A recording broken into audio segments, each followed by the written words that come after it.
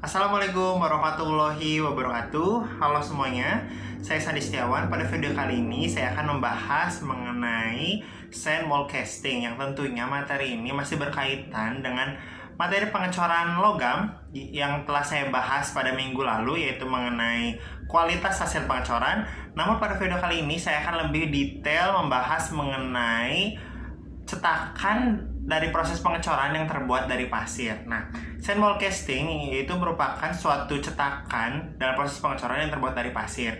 Yang tentunya dalam pembuatannya ini terdapat beberapa material, seperti tentunya komponen pasir sebagai komponen utamanya, komponen bahan pengikat, serta zat-zat adiktif. Yang tentunya keseluruhan komponen tersebut memiliki fungsi dan tujuannya masing-masing dalam pembuatan sand mold casting ini. Ya, untuk yang pertama yaitu komponen pasir tentunya. Pasir ini sebagai komponen utama dalam pembuatan sand mold casting atau cetakan yang terbuat dari pasir. Pasir ini yang digunakan yaitu berukuran 0,02 hingga 0,2 mm. Nah, dengan kriteria kasarnya itu kekasaran sebesar 50%. Ada tiga jenis kriteria dari pasir ini, yaitu kasar, medium, serta halus. Untuk kasar yaitu sebesar 50% butiran atau lebih dari 0,2 mm. Yang medium itu dengan persentase sekitar 45% dengan ukuran sebesar 0,1 hingga 0,2 mm. Lalu yang ketiga adalah dengan kriteria halus. Pasir dan kriteria halus dengan persentase yaitu 40% dengan butiran ukurannya itu 0,06 hingga 0,1 mm. Itu. Selanjutnya ada silika. Selain pasir pula ada silika, yaitu zat lain ya selain pasir. Selain pasir dalam pembuatan sand mold casting ini ada silika, zirkon, dan kromit. Silika ini digunakan di hampir seluruh pengecoran logam dengan pasir cetak. Untuk zirkon umumnya digunakan sebagai facing sand atau campuran dengan silika pada pengecoran baja. Lalu ada kromit. Kromit ini pada umumnya digunakan pada facing sand atau campuran dengan silika pada pengecoran baja. Yang selanjutnya setelah bahan utama yang tadi ada pasir, silika, zirkon, dan kromit, ada juga bahan tambah. Nah, bahan tambah di sini bahan pengikat. Nah, bahan pengikat di sini ada beberapa jenis, yaitu diantaranya ada bentonit. Bentonit ini terdiri dari kalsium bentonit dan natrium bentonit. Bentuk fisik dari bentonit ini yaitu seperti tepung berwarna putih kelabu yang menjadi licin bila dicampur dengan air. Itu merupakan karakteristik dari bentonit. Lalu selanjutnya ada semen. Nah, semen ini dibagi menjadi dua, yaitu semen Portland dan semen putih. Dengan karakteristik berbentuk seperti semen dan akan menjadi lengket apabila terkena air. Lalu selanjutnya adalah air kaca. Air kaca ini bentuk fisiknya yaitu cairan kental berwarna bening sampai ke putih-putihan, yaitu cairan kaca atau kaca yang dilelehkan, bisa dikatakan seperti itu. Lalu selanjutnya ada resin. Resin ini dibagi menjadi tiga, yaitu hot box resin, cold box resin, dan no bake resin. Nah, untuk bentuk fisiknya sendiri dari resin ini yaitu cairan encer berwarna coklat bening sampai gelap dan berbau tajam. Nah, umumnya terdiri dari tiga komponen yang harus dicampurkan, yaitu resinnya sendiri, pengeras, dan pereaksinya. Jadi untuk resin ini harus dicampurkan dengan beberapa komponen, yaitu sedikitnya tadi tiga komponen, yaitu seperti resin. Yang pertama sebagai bahan utamanya tentunya resin, terus ada pengeras, ada pereaksinya. Itu untuk menggunakan resin itu. Lalu setelah bahan utama,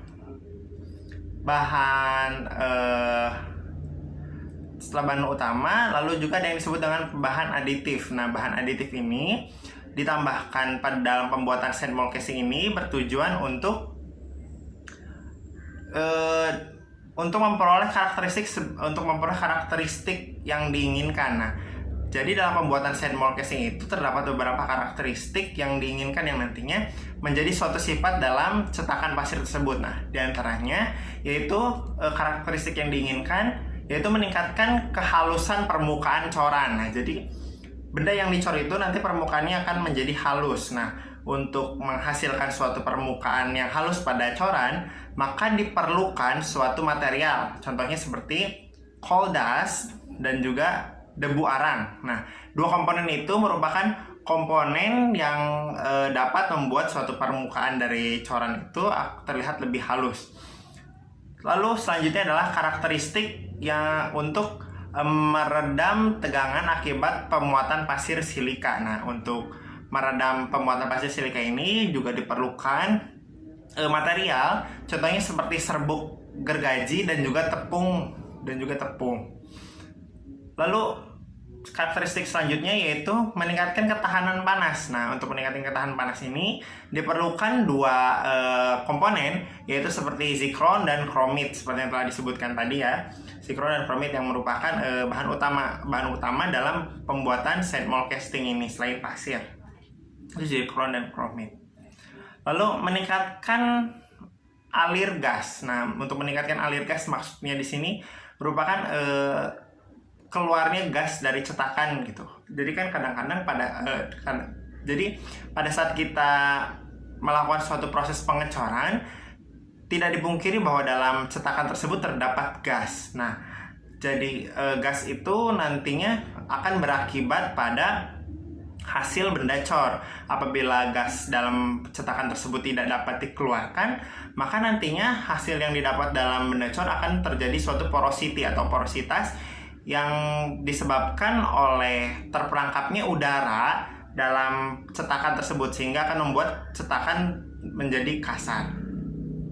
Nah, untuk meningkatkan aliran gas dalam cetakan tersebut, terutama dalam cetakan yang terbuat dari pasir, ini memerlukan material seperti tepung serta serbuk gergaji, sama seperti yang sebelumnya ya. Lalu untuk meningkatkan kemudahan hancur. Nah, seperti yang kita ketahui dalam pembuatan sand mold casting atau cetakan yang terbuat dari pasir ini merupakan cetakan yang sementara atau hanya bisa satu kali dipakai. Untuk mengeluarkan hasil cetakan atau benda kerja dari cetakan tersebut perlunya untuk dihancurkan. Cetakan tersebut perlu dihancurkan. Nah, maka dari itu suatu cetakan pasir harus memiliki suatu karakteristik untuk mudah dihancurkan. Yang selanjutnya nanti benda hasil pengecoran tersebut bisa kita ambil gitu dengan cara menghancurkan cetakan tersebut. Untuk mendapatkan karakteristik seperti itu, maka diperlukan material yaitu seperti tepung, gula tetes serta serbuk gergaji. Nah, lalu terdapat pula jenis pasir cetak. Nah, pasir sebagai komponen utama ternyata memiliki beberapa jenis pasir yang bisa digunakan dalam proses pembuatan sand mold casting atau cetakan yang terbuat dari pasir, yaitu diantaranya green sand atau pasir yang berwarna kehijauan. Pasir berwarna kehijauan ini yaitu sebenarnya merupakan pasir silika. Nah, karena pasir silika ini berwarna kehijauan, maka seringkali disebut sebagai green sand atau pasir yang berwarna hijau. Green sand ini terdiri dari pasir silika atau daur ulang, pasir silika yang didaur ulang, dan juga pasir silika yang baru. Nah, pasir silika yang didaur ulang itu maksudnya seperti apa? Jadi, pada suatu pembuatan cetakan, untuk mengambil benda cetakan tersebut, kita harus menghancurkan cetakan pasir. Nah, hasil dari penghancuran cetakan pasir itu kami diolah lagi dengan menambahkan beberapa zat aditif atau dengan bahan-bahan kimia, sehingga nanti dihasilkan suatu pasir silika yang murni gitu. Karena dalam pembuatan cetakan ini tentunya pasir silika itu tidak hanya komponen pasir silika yang diperlukan, namun ada beberapa komponen lain seperti tadi zat aditif itu, ada bahan tambah juga yang tentunya memiliki karakteristik yang berbeda. Maka dari itu, setelah cetakan itu dihancurkan untuk diambil benda corannya, maka diberikan suatu zat kimia atau disaring sehingga didapatkan suatu pasir yang utuh gitu tanpa ada campuran material lain. Nah, itulah yang disebut dengan pasir daur ulang. Nah, untuk pasir silika atau green sand ini dalam pembuatannya bisa terdiri dari campuran pasir silika yang campuran dan juga pasir silika yang baru. Dengan campuran dengan bahan lain ya tentunya, yaitu dengan bentonit sebesar 7,5% hingga 9% yang merupakan bahan aktif, dan juga air sebesar 3,5% hingga 4,5%. Dan juga coal dust. Nah, coal dust ini digunakan pada pengecoran besi dengan berat tuang sampai dengan 200 kg.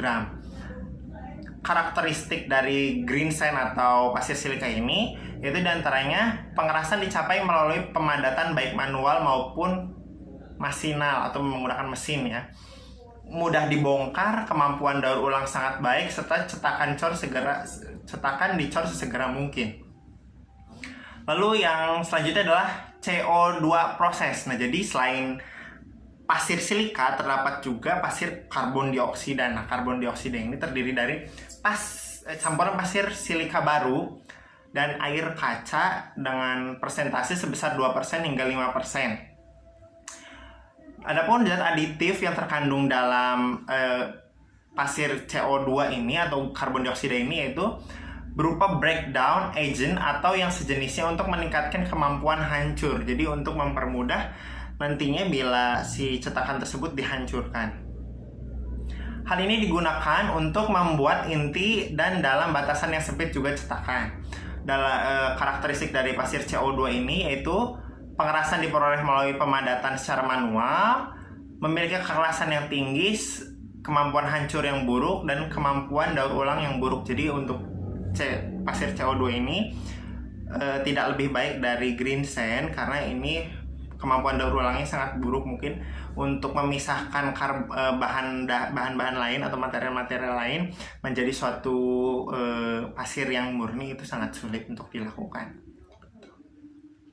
Lalu selanjutnya adalah semen proses. Nah, semen proses ini terdiri dari pasir silika, semen, dan juga air. Nah, untuk persentasenya sendiri, semen itu sebesar 7% hingga 10%. Dan juga air itu sebesar 4% hingga 8%. Serta gula tetes yang dengan persentase 3,5%. Digunakan pada pengecoran besi maupun baja dengan berat tuang sebesar big foundry atau ya mungkin untuk memproses suatu benda yang besar gitu, untuk proses foundry yang besar, untuk pengecoran, untuk menghasilkan benda coran yang besar gitu. Maka dari itu menggunakan semen proses, semen proses gitu materialnya. Nah, karakteristiknya sendiri yang dimiliki oleh semen proses yaitu diantaranya pemadatan dilakukan secara manual, kekuatan tekan dapat dicapai hingga 150 Newton per cm persegi setelah 24 jam di udara terbuka. Yang selanjutnya adalah no bake proses. Nah, untuk no bake proses ini terdiri dari pasir silika, resin, furan peonik sesuai spek serta sesuai spek. Nah, untuk hardens atau katalis tergantung kecepatan pengerasan yang diinginkan. Digunakan pada pengecoran besi maupun baja dengan ukuran kecil sampai besar, baik untuk inti maupun cetakan. Karakteristik dari proses no bake proses ini yaitu diantaranya pemadatan ringan dilakukan secara manual selama maksimum 15 menit untuk dapat diperpanjang dengan mengurangi jumlah hardener. Jadi hardener atau pemanas atau pengerasnya itu dikurangi gitu.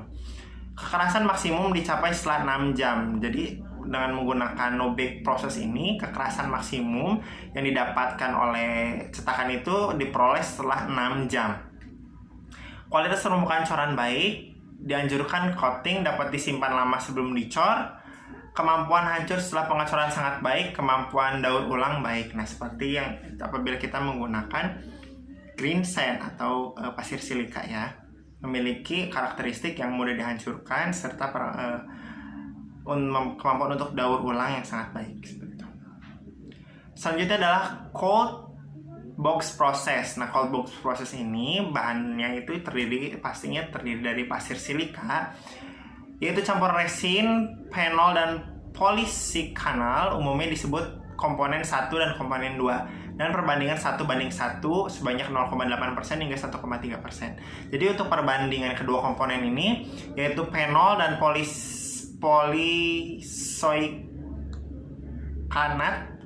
polisoikanat ini perbandingannya, phenol itu 1 dan polisoikanat itu 1, untuk persentasenya 0,8 hingga 1,3%. Gas amonia juga terdapat dalam proses ini, yaitu dan sebagai katalisator. Gas amonia itu dalam proses ini dengan persentase sebesar 0,05% hingga 0,2%. Karakteristik dalam proses ini yaitu pemadatan dilakukan secara masinal dengan core shooter, mampu alir sangat baik sehingga mampu mengisi bagian kotak inti yang tipis. Kekerasan maksimum langsung dicapai setelah hembusan gas amonia yang yang berperan sebagai katalisator tadi. Dapat disimpan lama sebelum dicor. Kemampuan hancur setelah pengecoran sangat baik, kemampuan daur ulang sangat baik. Sama seperti sifat yang dari green sand tadi ya.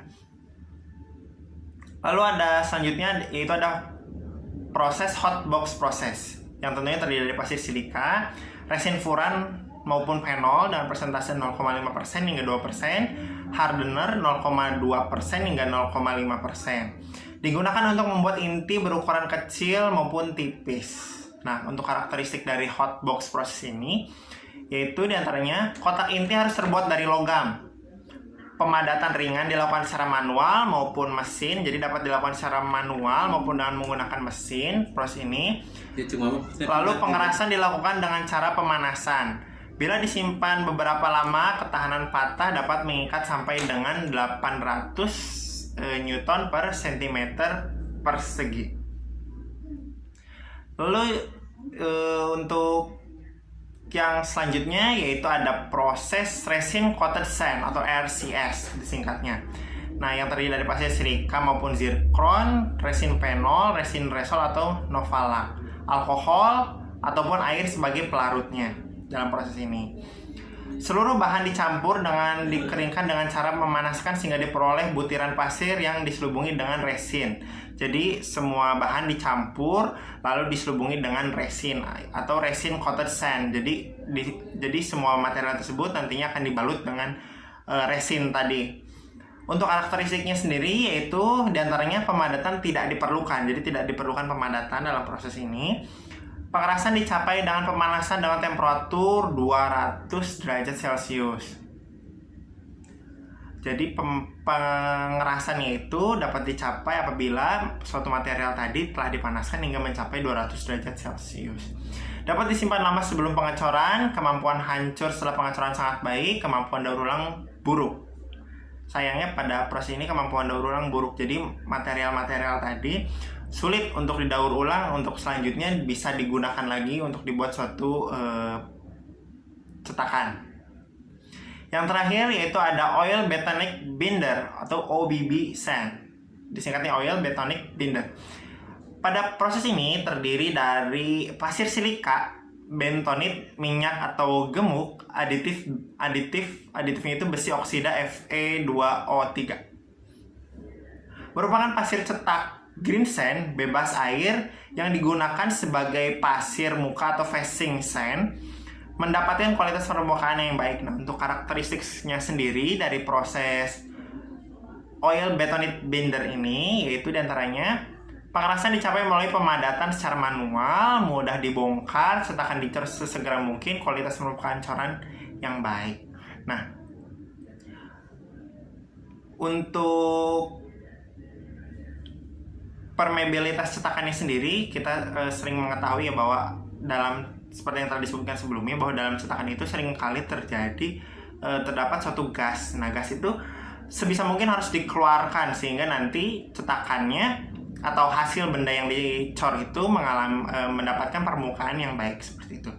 Nah, ada yang dimaksud dengan permeabilitas cetakan. Nah, permeabilitas cetakan ini yaitu dimaksudkan yaitu kerapatan atau kepadatan pada suatu cetakan sehingga gas atau udara yang terperangkap dalam cetakan itu bisa keluar. Semakin nilai permeabilitasnya semakin tinggi, maka cetakan tersebut akan semakin padat. Dan apabila nilai permeabilitasnya rendah, maka cetakan tersebut akan semakin renggang gitu antara molekul-molekulnya, sehingga memungkinkan suatu gas atau udara itu keluar itu, atau panas itu keluar dari cetakan.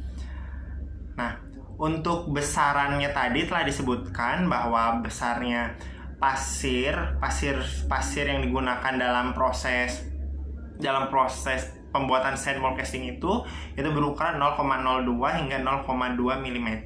Nah, itu ditentukan oleh yang dinamakan oleh mesh. Mesh itu merupakan pernyataan yang mengungkapkan ukuran suatu material pasir dalam 1 inci persegi atau 1 inci persegi. Nah, jadi untuk ukuran pasirnya sendiri itu diukur dengan mesh. Nah, mesh ini merupakan satuan dari besaran pasir per 1 inci persegi. Nah, jadi dari per 1 inci persegi itu nanti kita dapat mengetahui apabila telah melakukan pengayakan seperti itu, nanti kita bisa mengetahui dari lubang-lubang dari jaring atau ayakan tersebut gitu, untuk mengetahui besar dari butiran-butiran pasir tersebut. Oke, mungkin cukup sekian mengenai materi dari sand mold casting. Semoga video ini bermanfaat. Wassalamualaikum warahmatullahi wabarakatuh.